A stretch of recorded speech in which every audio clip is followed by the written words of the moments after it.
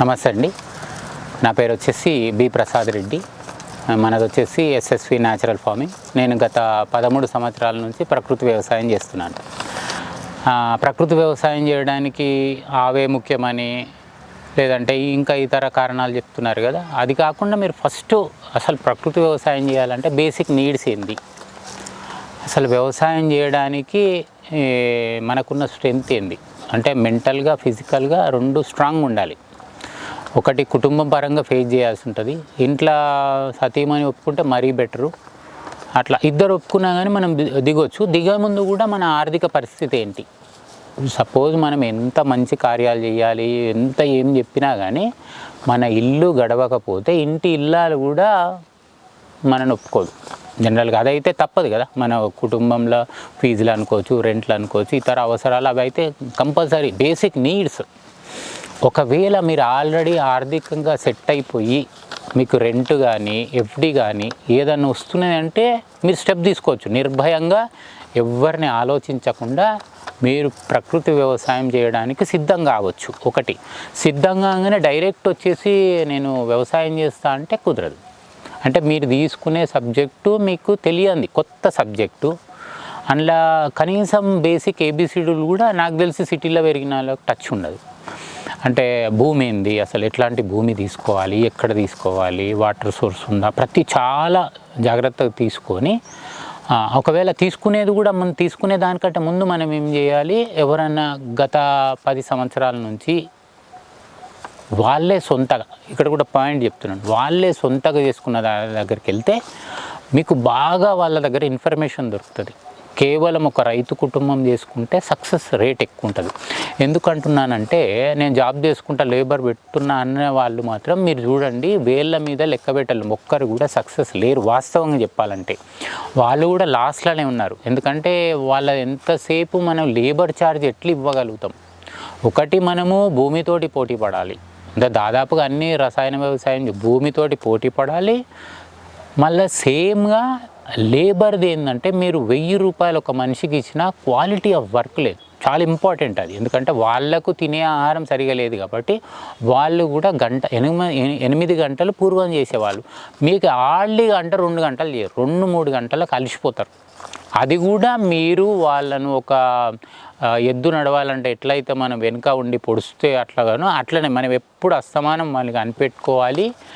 Suppose మీరు హార్డ్గా అన్నారనుకోండి, లేదు పని కాలేదు నీకు ఇంత ఇస్తున్నామా ఇది అన్నారనుకోండి, ఇమ్మీడియట్ నా లెక్క ఇచ్చేస్తే నేను వెళ్ళిపోతా అంటాను. ఎందుకంటే వాళ్ళకి ఇది కాకపోతే ఇంకోటి వెనకట అంటే ఒక బాండింగ్ ఉంటుండే, అట్లాంటి రిలేషన్ లేవు ఇప్పుడు. అందుకని ఏంటంటే మనం స్వయంగా చేసుకోవడానికి ఒక మంచి ఫార్మర్ న్యాచురల్గా చేసుకునే అతను స్వయంగా రైతుతో పాటు వాళ్ళ కుటుంబం చేస్తున్నట్టయితే మీకు కూడా ఒక ఆదర్శం. మీరు వెళ్ళిర్రు అనుకోండి, అరే వీళ్ళంతా ఒక కలిసికట్టుగా చేసుకుంటున్నారు కదా, మనం కూడా చేయొచ్చు అంటే ఒక ప్రేరణ స్టార్ట్ అవుతుంది. ఇదేంటంటే వ్యవసాయం ఏంటంటే అది ఎవరో చేస్తారు, మనకు సంబంధం లేనిది, మనం డబ్బులు పెట్టాలి, మనం కొనుక్కోవాలి. ఆ స్టేజ్లో బతుకుతున్నాం. అట్లనే మనం ఆరోగ్యం కూడా అట్లనే లాస్ అయిపోతున్నాం. ఎందుకంటే మనము వ్యవసాయాన్ని దూరం చేసుకున్నాం, స్వయంగా మనం దూరం చేసుకున్నాం. పూర్వం అట్లా లేకుండే ప్రతిదీ కూడా రైతుకు వినియోగదారికి చాలా క్లోజ్ రిలేషన్షిప్ ఉంటుండే, బాగోగులు అనుకోవచ్చు. అట్లా ఆయన బాధ ఏమైనా ఉండి డబ్బులు అవసరము, పంట వెళ్ళలేదు, అప్పుడు సాయం చేసేవాళ్ళు. తర్వాత అతను పంట అవసరం నిజాయితీగా ఇవన్నీ బాండింగ్ నడిచినాయి. ఇప్పుడు అతను ఏం పండిస్తున్నాడు, ఎట్లా పండిస్తున్నాడు కనీస అవగాహన లేదు. చూడండి, ఒక్క బస్తా వేసే యూరియా ఎకరానికి ఇప్పుడు 10 బస్తాలకు వెళ్ళింది. ఒక్క ఖాళీ యూరియానే మాట్లాడదు. మరి గ్రోమోరు మిగిలిన రసాయనాలన్నీ వాడుతున్నారు కదా. అట్లా రసాయనాలు వాడుతున్నారు కాబట్టి అసలు మనకు తెలియాలి కదా, మనం తింటున్న ఆహారం ఏ పొలం నుంచి వస్తుంది, ఏ విధంగా పండుతుంది, అప్పుడు కానీ మనకు తెలుసు. అందుకే ఇవన్నిటికీ ఏంటంటే మనం రైతు దగ్గర వెళ్ళిన తర్వాత వాళ్ళు ఏం చేస్తున్నారు, ఎట్లా పండిస్తున్నారు. ఇప్పుడు నేను నా దగ్గరికి వచ్చిన వాళ్ళకి నేను ఎట్లా చెప్తానంటే, నేను కూడా ట్రైన్ చేస్తాను. అంటే నేను ఏమంటాను, వ్యవసాయాన్ని మొత్తంలో 2.5 గంటల్లో చెప్పొచ్చు, అంతకు మించి పెద్దగా ఏం లేదు. అంటే ఎప్పుడు స్టార్ట్ అవుతుంది అంటే మనం ఇప్పుడు నేను 7 గంటలు కాదు 7 రోజులు చెప్పినా మీరు కొంతనే గ్రహిస్తారు. అంటే మీరు బియాండ్ ఉన్నారు, దీనికంటే చాలా దూరం ఉన్నారు. అదే మీరు దాని దగ్గర ఉన్నారంటే ఈజీగా క్యాచ్ చేస్తారు. అయితే నేను ఇంతకుముందుకి ఏంటంటే బ్యాచ్ వైజ్గా ఇచ్చేవాడిని. అంటే ఒక 20-30 మంది వస్తుంటే అట్లా బ్యాచ్ వైజ్గా ఇచ్చినప్పుడు ఏంటంటే అందరి డౌట్లు నివారణ అనేది సాధ్యం కాదు అందరి ప్రశ్నలకు. ఎందుకంటే ఒక్కొక్కరిది అంటే ఏరియా జోన్ వైజ్ కావచ్చు, అంటే ఎవరి ప్రాంతం వాళ్ళని బట్టి సపరేట్ ఉంటుంది. ఏ పంటలు వస్తాయి ఏంది వాళ్ళ సమస్యలు వేరు ఉంటాయి. దానికి అనుగుణంగా ఏంటంటే ఫ్యామిలీ వైజ్గా తీసుకుంటున్నారు. ముఖ్యంగా ఏంటంటే ఫ్యామిలీ వైజ్ తీసుకుంటే ఏంటంటే ఫ్యామిలీ వైజ్గా ఇక్కడికి వచ్చిందంటేనే దాదాపుగా వాళ్ళకి ఇద్దరికి ఇష్టం ఉంటేనే వ్యవసాయ క్షేత్రానికి వస్తారు. అదొక మెయిన్ రీజన్. ఇప్పుడు నేను, మా భార్య, మా పిల్లలు కలిసి చేసేది కూడా వాళ్ళు చూస్తారు, అర్థం చేసుకుంటారు. అర్థం చేసుకొని ఇదేంటంటే అందరు కలిసి చేసుకొని ఆనందంగా బతికే అవకాశం ఇదొకటి భగవంతుడు ఇచ్చిండని మనం ఇదొక రూట్, అద్భుతంగా జీవన విధానం సాగించడానికి ఒక రూట్. దానికి మనం చేసే ఫస్ట్ కొద్దిగానే, అంత పెద్దగా సమస్యలు అంటూ ఏముండే. జనరల్గా వ్యవసాయం అంటే చాలామంది భయపడతారు. అట్లా అంత భయపడడానికి అంటే మీరు ఎప్పుడైతే అంకిత భావంతో దిగేసి, మనకేంటంటే దిగంగానే డబ్బులు రావాలని కోరుకోవద్దు. ఫస్ట్ ఏంటంటే ముఖ్యంగా చెప్పేదంటే ఒక్క సంవత్సరానికి రూపాయి కూడా రాదు. క్లియర్గా చెప్తున్నాను. మీరు డబ్బుల గురించి వ్యవసాయం మొదలు పెడితే మాత్రం మీ ఆరోగ్యాలు మాత్రం అట్లనే ఉంటాయి, మీరు సక్సెస్ కాలేరు. మనం దిగాల్సింది ఏంటంటే ఫస్ట్ మన పిల్లలకు మంచి చక్కటి ఆహారం ఇవ్వాలి. రేపు రాబోయే రోజులలో కూడా ఈ జీవన విధానం వాళ్ళు కొనసాగించేటట్టు ఫస్ట్ మనం ఒక స్టెప్ ఏర్పాటు చేయాలి. అంటే ఇప్పుడు మనకు ఆ స్టెప్ మిస్ అయిపోయింది. పూర్వీకులు మనకేం చేసారు, అన్నీ నేర్పించి పొలం పని చదువు రెండు నేర్పించారు, అది కొనసాగింది. మధ్యలో అది అనేది కనెక్షన్ అనేది మిస్ అయింది.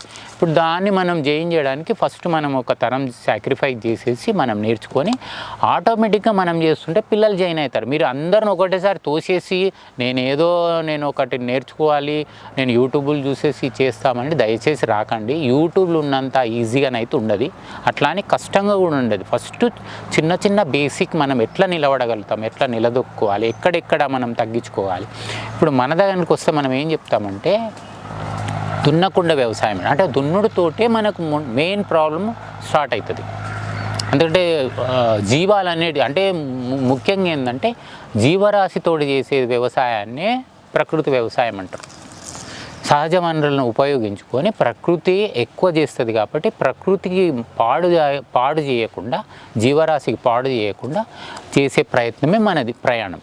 అయితే ఇప్పుడు దున్నడం లేదు కాబట్టి మనకు డబ్బులు మిగిలినాయి. ఒకటి ప్లాట్ఫామ్ డిజైన్ ఎట్లా చేసుకోవాలి, ఫస్ట్ మనం ఎట్లా చేసాం ప్రతిదీ కూడా మీకు అంటే మీకు పొలం వస్తే పొలం మాట్లాడుతుంది, కంటే పొలం మీకు చూస్తే అర్థమైపోతుంది. ప్లాట్ఫామ్ డిజైన్ ఏంది, కూరగాయలు ఏంది, తర్వాత పండ్లు ఏంది, ప్రతిదీ కూడా ఎక్కడ ముట్టుకోకుండా జస్ట్ నారు పోసుకొని అంటే సింపుల్ చేసాం చాలా. దాన్ని ఇప్పుడు లేదు అనుకోండి, ఇప్పుడు పక్కన భూమి ఉందనుకోండి, మినిమము 3 ఎకరాలకు 50,000 ఖర్చు అవుతుంది. అది ఎట్లా అంటే లేబర్కు ఒక 1,000 రూపాయలు ఇస్తారు వాళ్ళు. ఇంకా లేబర్కి 1,000 రూపాయలు అంటే మీరు లెక్క చూసుకుంటే 30,000 రూపాయలు లేబర్కి అవుతుంది. మిగిలిన ఆ ఖర్చు ఈ ఖర్చు వాళ్ళు వచ్చి పోవాలి సిటీ నుంచి కాబట్టి 10-20,000, దానికి దీనికి కలిసి ఒక 50,000. అంటే సంవత్సరానికి ఎంత ఖర్చు వస్తుంది, 6 లక్షల రూపాయలు ఖర్చు వస్తుంది. అదే మనం చేసుకుంటున్నాం కదా, మనకు 0 ఖర్చు వస్తుంది. విత్తనం మనదే, శ్రమ మనదే. ఇక మనకు వచ్చే సహజ వనరులు, ఇప్పుడు వ్యవసాయం అంటే ఉట్టి పంట వస్తే సరిపోదు. ఇప్పుడు నాకు గుడ్లు కావాలి, నేను 2 గుడ్లు తింటా, కంపల్సరీ గుడ్లు తినాలి. నేను బయట కొనలేను కదా, ఆ గుడ్లు తినలేము, అందరికీ తెలుసు, అది వేరే టాపిక్. ఇప్పుడు నేను స్వయంగా గుడ్లు 150 కోళ్ళు ఉంటాయి, జనరల్గా ఓపెన్ గ్రేజింగ్ ఉంటాయి, అవి గుడ్లు వస్తాయి నాకు, కొద్దిగా అమ్ముతాను నేను. అది కూడా మనకు కొద్దిగా ఆర్థికంగా తోడ్పడుతుంది. అంటే ఒక్కటి మనం వాడుకుంటూ దాని మీద ఆర్థికంగా కొద్దిగా లబ్ధి పొందుకుంటూ అదొక కోళ్ళదొకటి. ఆవులు ఉంటాయి, పుంగనూరు ఆవులు ఉంటాయి, దాంట్లో పాలు వస్తాయి, చక్కటి పాలు. ఇప్పుడు మీరు పుంగనూరు ఆవు పాలు ఎంతో మీకు ఐడియా ఉంటుంది. జనరల్గా 500 రూపాయలు ఉన్నాయి, 500 రూపాయలు 1 లీటర్ పాలు. అంటే అది మెడిసిన్ ప్రాపర్టీస్ తక్కువ ఇస్తాయి కాబట్టి ఆయుర్వేదిక్ మెడిసిన్లో వాడతారు. ఆ పాలు ఒకటి మనకు వస్తాయి, గుడ్లు వస్తాయి, కూరగాయలు వస్తాయి, పండ్లు వస్తాయి. అంటే ఇప్పుడు దీన్ని నేను వెలగడితే 50,000 అయినా నాకు దొరికాయి. సిటీలో మీరు చూసుకోండి, మీరు ఎంత ఖర్చు, ఇప్పుడు మీరు కొంతమంది న్యాచురల్ ఫార్మింగ్ తినాలని ఖర్చు వేస్తారు. అంటే మన దగ్గర చాలా మంది వస్తారు, వాళ్ళని అడిగినప్పుడు చెప్పిందని నేను దాదాపుగా 50,000 ఖర్చు చేస్తాను ఫుడ్కు. కానీ నాకు డౌటే, ఎందుకంటే వాళ్ళు కరెక్ట్ పండిస్తురా, అది పెద్ద క్వశ్చన్ మార్క్. అంటే మన దగ్గర డబ్బులు పోతున్నాయి కానీ ఎంత సహజమైంది. దీనికి పరిష్కారం ఒకటి ఏంటంటే మనం చేసుకోవడం ప్రతిదీ కూడా.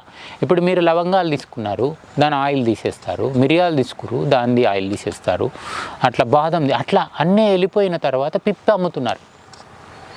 ఇంకొకటి ఏంటంటే చాలామంది అనుకునేది ఏంటంటే నా దగ్గర డబ్బు ఉంది, అక్కడ గ్రామాలు ఉన్నాయి, గ్రామాల నుంచి ప్రతి ప్రోడక్ట్ నాకు వస్తుంది అని అనుకుంటున్నారు. ఇంకో విషయం ఏంటంటే గ్రామాలలో ఏమీ రావట్లేదు, అసలు ఆవులు లేవు. ఏదన్నా ఇల్లు శుద్ధికి అంటే ఎవరన్నా చనిపోతే ఇంటి శుద్ధి గురించి మన దగ్గర నుంచి గోమూత్రం తీసుకెళ్తారు, మన పండుగకు అలకడానికి పేడ మన దగ్గర నుంచి తీసుకెళ్తారు. అది మనం ఒక భ్రమలు ఉన్నాం. సిటీలో ఏంటంటే ఊరు నుంచి అన్నీ వస్తున్నాయి. ఒక విధంగా చెప్పాలంటే పట్టణాల నుంచి సిటీకి వస్తున్నాయి పాల ప్యాకెట్లు అన్నీ. ఇప్పుడు ఈ ఊర్లల్లో కూడా అన్ని పాల ప్యాకెట్లే వాడతారు. పెరుగు కానీ నేను చూస్తుంటాను కదా, పెరుగు పాలు కూడా సిటీలో తయారవుతున్నాయి. అంటే ఇక్కడ మనకు ఆహారం అనేది స్వయంగా పొలం నుంచి మనం ఇంటికి రావాలి. ఇప్పుడేమైతే ఫ్యాక్టరీ నుంచి డైరెక్ట్ మన ఇంటికి వస్తున్నాయి. మీరు చూడండి, దాని మీద ప్యాకింగ్ చూడండి. పాలు అనేది మీరు తీసుకున్న తర్వాత 4 గంటలలో పాలు పాడవుతాయి. అంటే ఒక టైప్ ఆఫ్ బ్యాక్టీరియా ఉంటుంది. ఇప్పుడు ఆ బ్యాక్టీరియా ఇప్పుడు అక్కడ వారం రోజులు అంటే 2-3 డేస్ వరకు ఉంటాయి కదా, మరి ఎట్లుంటాయి అంటే ఏం కలపంది ఉంటుందా? అంటే అది ప్రతిదీ అందరికీ తెలుసు, కానీ మనం అదంతా ఈజీ తీసేసుకొని డాక్టర్ దగ్గరికి వెళ్ళేసి ఒకటే అడుగుతాం, నాకు ఎందుకు వచ్చిందంటే ఆయన ఏం చెప్తాం, మనం ఏం తింటున్నాము అసలు క్వాలిటీ ఆఫ్ అంటే మన ఆరోగ్యం మన చేతిలోనే ఉంటుంది. జనరల్గా ఏదన్నా అయిందంటే మనం ఏం చేస్తున్నాం, ఏం తింటున్నాం, మన యాక్టివిటీస్ ఏంది, దానివల్లనే మనం నిర్ధారించుకోవాలి. అది ఒకటి. మనము పొలం పని చేయాలి అంటే మినిమం అంటే మనకు 1 ఎకరం నుంచి 3 ఎకరాలు అట్లీస్ట్ ఒక 1000 గజాలు, దాంట్లో మనము చక్కగా స్టార్ట్ చేసుకోవాలి. అదే స్టార్ట్ చేసే ముందు ఒక రైతు దగ్గరికి వెళ్ళేసి వీలైతే 1 నెల రోజులు ఉండాలి. ఒక్క రోజులు ఏం కాదు, ఒక రోజు బాగానే అనిపిస్తుంది మీకు, అంటే బాగుంది. అది రోజు మనం టైం ఇవ్వగలుగుతాము. అంటే మనము ఇన్ని రోజులు ఉన్నది ఏంటంటే హైఫై లైఫ్, అంటే ఏసీలు ఉండడము, ఎండ మనకు అంటే కొంతమందికి ఏంటంటే ఎండకు వస్తే చర్మ వ్యాధులు వస్తాయి. అంటే అంత వీక్ అయిపోయి ఎలాంటిది కూడా తట్టుకోలేని స్టేజ్లో శరీరాన్ని తీసుకెళ్ళిపోతున్నాం. అదే అన్ని జీవులు ఏమంటే ప్రకృతి ప్రొటెక్ట్ చేస్తుంది. అవి ప్రకృతిలో ఉంటున్నాయి కాబట్టి అన్నీ ఎదుర్కొనే శక్తి ఆటోమేటిక్గా అవి వచ్చేసింది. మన ఏంటంటే ప్రకృతి దూరం అవుట్లా ఒక్కొక్కటి చాలా డెలికేట్గా ఉప్పుంటూ వెళ్ళిపోతున్నాం. తరతరానికి ఒక డెలికేట్, చాలా డెలికేట్. ఇప్పుడున్న పిల్లలు ఇంకా డెలికేట్, అలా ఓన్లీ యాంటీబయాటిక్ మీద బతికేస్తున్నారు. మరిన్ని అప్డేట్స్ కోసం బ్యాక్ టు రూట్స్ యూట్యూబ్ ఛానల్ని సబ్స్క్రైబ్ చేసుకోండి.